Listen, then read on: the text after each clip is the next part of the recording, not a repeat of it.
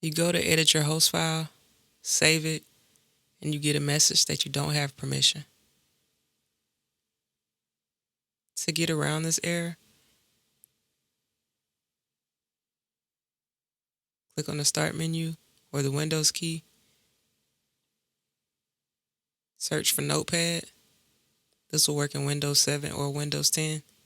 Run as administrator.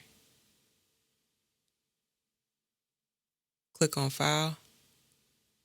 Open. Navigate to the area where your host file is located.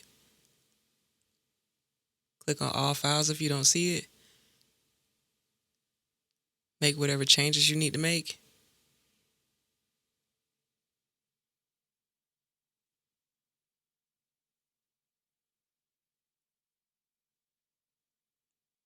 And save.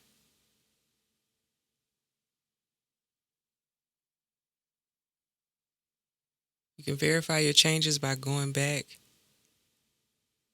to the File Explorer, opening up your host file. There you go. Make sure you subscribe.